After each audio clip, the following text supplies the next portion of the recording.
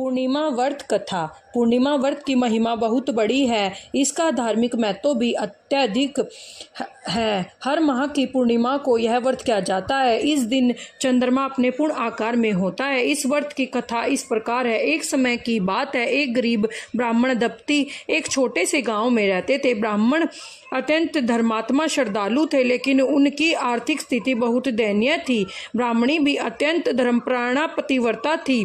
वे दोनों भगवान की उपासना पूजा अर्चना करते थे, परंतु उनकी गरीबी खत्म नहीं हो रही थी। एक दिन ब्राह्मण ने अपने गांव के पुजारी से अपनी समस्या बताई। पुजारी ने ब्राह्मण को पूर्णिमा व्रत करने का सुझाव दिया। उन्होंने बताया कि पूर्णिमा के दिन व्रत करने और भगवान विष्णु की पूजा करने से सभी कष्ट दूर हो जाते हैं और आर्थिक स्थिति में सुधार हो जाता है।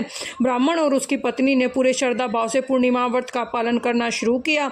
वे इस दिन उपवास रखते, स्नान कर भगवान विष्णु की पूजा करते और रात को चंद्रमा को अर्घ्य देकर ही व्रत खोलते थे। कुछ समय पश्चात उनके जीवन में चमत्कारिक परिवर्तन आया। उनकी आर्थिक स्थिति धीरे धीरे सुधरने लगी। वे सुखी और समृद्ध हो गए। उनके परिवार में खुशियों की बाढ़ आ गई। उनके सभी कष्ट समाप्त हो गए। इस प्रकार पूर्णिमा व्रत की महिमा अपार है और इसके पालन से जीवन के सभी दुखों का नाश होता है। भगवान विष्णु की कृपा से भक्तों के जीवन में सुख, शांति, समृद्धि का वास होता है। पूर्णिमा व्रत की कथा सुनने और पालन करने से पुण्य की प्राप्ति होती है। भगवान की कृपा सदैव बनी रहती है। इस दिन व्रत करने से मनुष्य को मानसिक शांति, आध्यात्मिक बल और पारंपरिक सुख की प्राप्ति होती है।